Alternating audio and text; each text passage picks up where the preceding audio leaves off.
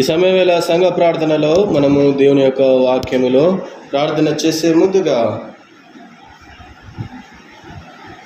కీర్తనలు 85వ అధ్యాయము 6వ వచనాన్ని అందరం కలిసి చదువుకుందాం.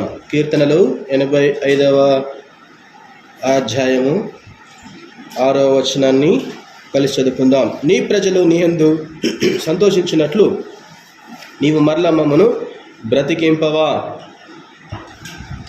ఇక్కడ చూస్తూ ఉంటున్న దేవుని యొక్క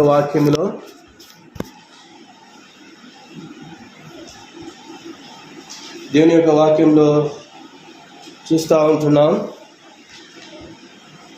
మరి దేవుడు ఇక్కడ మాట్లాడుతున్న మాట ఏంటంటే, మనతో ఈ సమయం వల్ల దేవుడు ఏం మాట్లాడుతున్నాడంటే, కీర్తనలు 85వ అధ్యాయము 6వ వచనంలో చెప్పినట్లుగా నీ ప్రజలు నీ మూలంగా ఆనందించేలా నీవు మళ్ళీ మమ్మల్ని బ్రతికింపవా. ప్రధాన గాయకునికి కొరాహు కుమారుల కీర్తన ఇది ముఖ్యంగా ఇక్కడ మనము చూస్తూ ఉంటున్నాం. అంటే ఈ యొక్క బ్రతుకు, ఈ యొక్క జీవితం అనేది ఎవరి చేతిలో ఉందంటే మన ప్రభువైన యేసు క్రీస్తు చేతిలోనే ఉంది ప్రియులారా. కాబట్టి ఆధ్యాత్మిక జీవం లేకుండా, దేవుని కృప, రక్షణ, పాప విముక్తి అనుభవం లేకుండా నిజమైన ఆనందం లేదు. మన జీవితంలో ఆనందం రావాలి, సంతోషం ఉండాలి, సమాధానం ఉండాలంటే ఎవరు ఉండాలి మన జీవితంలో అంటే దేవుని యొక్క ఆధ్యాత్మికమైనటువంటి జీవితం చాలా అవసరం. అంటే దేవుని యొక్క కృప చాలా అవసరం, ఆయన రక్షణ చాలా అవసరం. పాప విముక్తి అనుభవం లేకుండా నిజమైన ఆనందం లేదు. తన ప్రజలు పాపాన్ని విడిచిపెట్టి సంతోషంగా ఉండాలన్నది దేవుని కోరిక. కాబట్టి ఇది ఆయన సంకల్పం అనే స్థిరమైన పునాదిపై ఆధారపడినటువంటి యొక్క ప్రార్థన. కాబట్టి మనం ప్రార్థనా జీవితం కలిగి ఉండాలి. ఎప్పుడైతే ప్రార్థనా జీవితాన్ని, ఆ యొక్క అనుభూతిని పొందుకుంటామో ఆధ్యాత్మికమైనటువంటి జీవము, దేవుని యొక్క కృప, రక్షణ, పాప విమోచన అనేది మనం పొందుకుంటాం. కాబట్టి దేవుడు మనతో మాట్లాడుతున్నాడు. చూడండి 7వ వచనం, 85వ కీర్తన 7వ వచనం చదవండి. యెహోవా నీ కృప మాకు కనుపరచుము, నీ రక్షణ మాకు దయచేయము. కాబట్టి యెహోవా నీ అనుగ్రహం మాకు చూపెట్టు, నీ రక్షణ మాకు అనుగ్రహించు. కాబట్టి ఈనాడు దేవుని యొక్క రక్షణ మన యొక్క జీవితంలో ఉంది. కాబట్టి ఇంతవరకు మనం సజీవ లెక్కల్లో భద్రపరిచబడి ఉంటున్నాం. ఈనాడు ఎంతోమంది మరి ప్రయాసపడుతున్నారు, భారములు మోస్తూ ఉన్నారు, అయితే నెమ్మది లేదు, శాంతి లేదు, సమాధానము లేదు. ఎంతోమంది నా యొక్క స్నేహితులు కావచ్చు, నా యొక్క బంధువులు కావచ్చు, మరి వారి జీవితంలో నెమ్మది ఉందా, సంతోషం ఉందా అంటే ఎక్కడా లేదండి. వారికి ఏదో ఒకటి కొరతగా ఉంది. ఏంటి ఆ కొరత అంటే రక్షణ, విశ్వాసం, నిరీక్షణ, దేవుని యొక్క ఆధ్యాత్మికమైనటువంటి జీవితం, ఆ యొక్క శాంతిని, సమాధానాన్ని పొందుకోలేకపోతున్నారు. ఈనాడు స్నేహితులు కావచ్చు, బంధువులు కావచ్చు, ఇరుగు పొరుగు వారు కావచ్చు, ఎంతోమంది మరి కష్టపడుతున్నారు, కానీ భౌతికమైనటువంటి కష్టాన్ని పొందుతున్నారు, కానీ ఆధ్యాత్మికమైనటువంటి దేవుని యొక్క సన్నిధి, దైవం యొక్క ఆ యొక్క జ్ఞానాన్ని పొందుకోలేకపోతున్నారు. ఆయన యొక్క సన్నిధిని ఆనందించలేకపోతున్నారు, నెమ్మదిని పొందుకోలేకపోతున్నారు. ఇటువంటి వారి కొరకు, చాలామంది కొరకు, అనేక మంది కొరకు మనం ఏం చేయాలి? సమయంలో ప్రార్థన చేయాలి. దేవా, నా ప్రభువా, మరి అనేక మందికి రక్షణ దయచేయి నాయనా అని ఏం చేయాలి? సమయవేళ ప్రార్థన చేయాలి. 86వ కీర్తనలో మనం చూస్తున్నాం. చూడండి 86వ కీర్తనలో కూడా 6వ వచనం చదవండి. యెహోవా నా ప్రార్థనకు చెవియొగ్గుము, నా మనవల ధ్వని ఆలకింపుము. కాబట్టి మనం ఏం చేయాలంటే, యెహోవా నా దేవా నా ప్రార్థనలకు చెవియొగ్గు నాయనా. దేవుడు మన ప్రార్థనలకు చెవియొగ్గాలంటే మన జీవితంలో ఏముండాలా? ఆధ్యాత్మికమైనటువంటి జీవితం. కాబట్టి ఆయన యొక్క సత్య మార్గం, జీవపు మార్గం, ఆయన యొక్క శాంతి, సమాధానం, రక్షణ, ఆయన యొక్క నిరీక్షణలో ఎన్నో శ్రమలు వస్తాయి, ఎన్నో బాధలు వస్తాయి, ఎన్నో ఇరుకులు వస్తాయి. వాటన్నిటిని మనం ఏం చేయాలా? సహించాలి. ఎప్పుడైతే సహిస్తామో, ఆయన సన్నిధిలో ప్రార్థన చేస్తామో, అప్పుడు ఎల్లప్పుడూ మనము మన జీవితంలో దేవుడు కష్టాల్లో, బాధల్లో, కన్నీళ్ళు అన్నిట్లో దేవుడు ఏం చేస్తాడంటే మనకి విజయం ఇస్తాడు. కాబట్టి విజయం ఇచ్చే దేవుడు, శత్రువు నుండి తప్పించే దేవుడు. ఈనాడు మనల్ని దేవుడు తప్పించినాడు, రక్షించుకున్నాడు. ఇంకా ఎంతోమంది రక్షింపబడాలనేది ఆయన యొక్క ఉద్దేశమై ఉంటున్నది. కాబట్టి నీ ప్రజలు నీ యందు సంతోషించినట్లు నీవు మరలా మమ్మను బ్రతికింపవా? బ్రతికిస్తాడు. ఎప్పుడు బ్రతికిస్తాడు దేవుడు? మనం ప్రార్థన చేస్తున్నప్పుడు, ఆయన రక్షణలో ఉన్నప్పుడు, ఆయన యొక్క విశ్వాస జీవితంలో అంటుకట్టబడి ఉన్నప్పుడు. కాబట్టి అప్పుడు దేవుడు మన ప్రార్థనకు చెవియొగ్గుతాడు. చూడండి, ఇక్కడ చూస్తుంటున్నాం 7వ వచనం చదవండి. 86వ కీర్తన 7వ వచనం.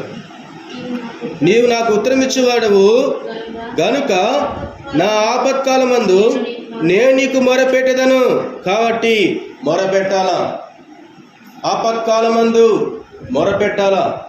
కాబట్టి మనకి ఏదో సమస్య వచ్చిందని మొరపెట్టుకోకుండా, దేవుడు నాకేమీ చేయలేదే, నేను అనుకునేది సాధించలేకపోయాని అని అనేక మార్లు మనం దేవునికి మొరపెట్టకుండా దేవుని విడిచి లోక సంబంధంగా మనుషుల మీద ఆధారపడి జీవిస్తూ ఉంటాం అనేక మార్లు. కాబట్టి మనుషుల మీద ఆధారపడకూడదు. ఎవరి మీద ఆధారపడాలా? దేవుని మీద ఆధారపడాలా. మరి భక్సింగన్న గారు కూడా ఎన్నో మార్లు మరి మనుషుల మీద ఆధారపడలేదు. ఆయన ప్రతిసారి ఆయన మోకాళ్ళ ప్రార్థన చేత దేవుని అడుగుతూ వచ్చినాడు. కాబట్టి దేవుని యొక్క సన్నిధిలో ఆయన బ్రతుకుతూ వచ్చినాడు. నా జీవిత కాలం అంతయు నేను యెహోవాను స్తుతించదను, సన్నుతించదను. నా బ్రతుకు కాలములో ఆయన్ను నేను కీర్తించదను. కాబట్టి ఆ విధానములో మరి అనేక మంది జీవించాలనేది దేవుడి సమయం వేళ కోరుతూ ఉంటున్నాడు. ప్రియులారా, చూడండి, మరి 3వ వచనం చదవండి. 86వ కీర్తన 3వ వచనం. ప్రభువా, దినమెల్లా నీకు మొరపెడుచున్నాను, నన్ను కరుణింపుము. కాబట్టి దినమెల్లా మొరపెడుచుంటున్నామండి. ఎక్కడ మొరపెడుతుంటున్నామండి? అదే కాలం లేవగానే మన పనులు, మన యొక్క పరిస్థితులు వెళ్ళిపోతూ ఉంటాం. కాబట్టి మొరపెట్టడం లేదు. ఎప్పుడైతే మొరపెట్టకుండా ఉంటామో మన ప్రార్థనకు దేవుడు చెవి యొగ్గడు. ఎప్పుడు చెవి యొగ్గుతాడంట? దినమెల్లా మొరపెట్టాలా, రాకపోకలేదు మొరపెట్టాలా. ఆహారం తీసుకునేటప్పుడు మొరపెట్టాలా, ఆహారం తీసుకుంటూ ప్రార్థన చేయాలా. కాబట్టి ప్రతి విషయమునందు దేవునికి కృతజ్ఞతాస్తుతులు చెల్లించాలి. దేవుడు ఇవ్వాలనుకుంటే ఏదైనా ఇవ్వగలడు.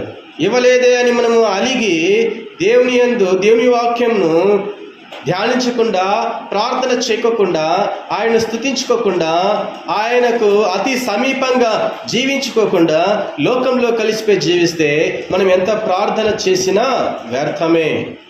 కాబట్టి ప్రార్థన జీవితం చాలా అవసరం. కాబట్టి దేవుడు మనతో మాట్లాడుతూ ఉంటున్నాడు. ఏం చెప్తున్నాడు దేవుడు? 86వ కీర్తనలో 4వ వచనం. ప్రభువా, నా ప్రాణము నీ వైపునకు ఎత్తుచున్నాను, నీ సేవకుని ప్రాణము సంతోషింపచేయుము.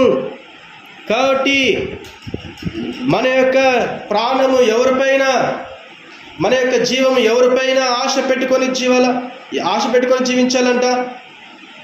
ఆశతో నీ ముఖమును నేను ఆసక్తితో చూడా, ఆశతో నీ ముఖమును నేను ఆసక్తితో చూడా, సిగ్గుపడనుగా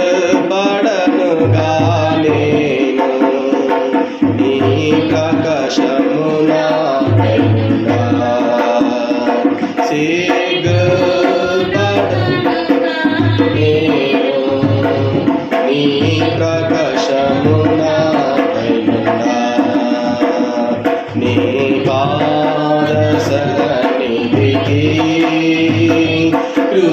కృపామయా యేసయ్యా నీ ప్రేమ కనబరచు దేవా నివచితిని నీ ప్రేమ కనబరచు దేవా నివచితిని. కాబట్టి ఆశతో దేవుని యొక్క సన్నిధిని ఆయన ముఖంలో చూడడానికి రావాలి, కానీ సిగ్గుపడకూడదు. మనము ఎప్పుడైతే సిగ్గుపడతామో ఆయన ప్రకాశం అనేది మన మీద చేయమైపోతుంది, వెళ్ళిపోతుంది. సిగ్గుపడినప్పుడు ప్రార్థన చేయము, ఆరాధన చేయము, ఆయన వాక్యం ధ్యానించము, ఆయన యందు భయభక్తులు కలిగి జీవించము. కాబట్టి ఎప్పుడు కూడా భీకరమైనటువంటి ధ్వనితో, గంభీర స్వరములతో, గంభీరమైనటువంటి స్వరముతో దేవుని ఏం చేయాలా? బిగ్గరగా ఆయన సన్నిధిలో ఏం చేయాలా? ప్రార్థన చేయాలి. ఆకాశం వైపు చేతులెత్తి ప్రార్థన చేయాలి, మోకరించి ప్రార్థన చేయాలి. కాబట్టి దేవుడు సహాయం చేస్తాడు. ఆయన సంతోషం ఇవ్వాలని ఆయన యొక్క చిత్తం, ఆయనకి ఇష్టమై ఉన్నది. ఆయన యొక్క సంతోషం ఈ లోకమందంతటా ప్రకాశింపచేయాలనేది ఆయనకు ఉద్దేశం. కాబట్టి అనేక మంది రక్షణ కొరకు, అనారోగ్యంలో ఉన్నటువంటి వారి కొరకు, మరి రాజుల కొరకు, అధికారుల కొరకు, దేశం కొరకు, మరి ఎక్కడ చూసినా యుద్ధాలు జరుగుతున్నాయి, శాంతి సంధి జరగాలని ప్రభు వారి యొక్క మనసులు మార్చాలని ఎన్నో తుఫానులు, కరువులు వస్తుంటున్నాయి. కొన్ని చోట్ల వర్షాలు పడుతున్నాయి, కొన్ని చోట్ల వర్షాలు పడడంలా, పంటలు పడడంలా రైతులు ఆత్మహత్యలు చేసుకొని ఊరేసుకొని వస్తున్నారు. ఎంతోమంది విద్యార్థులు ఉద్యోగాలు రాక మరి ఆత్మహత్యలు చేసుకొని చుంటున్నారు. పిల్లలు లేరని ఆత్మహత్యలు చేసుకొని చుంటున్నారు. ఎన్నో అక్రమ సంబంధాలు, ఎంతోమంది మద్యానికి బానిసలైపోయి, మత్తు పనులకు బానిసలైపోయి ఎంతోమంది బిడ్డలు నశించిపోతున్నారు. కాబట్టి ప్రతి ఒక్కరి గురించి మనం ఈ సమయంలో జ్ఞాపకం చేసుకొని దేవుడు మాట్లాడినటువంటి ఈ యొక్క వాక్యం ఆధారంగా చేసుకుని మనము ప్రార్థన చేయడానికి ముందుకు సాగిపోదాం. దేవుడిచ్చిన వాక్యాన్ని దీవించి ఆశీర్వదించునుగాక.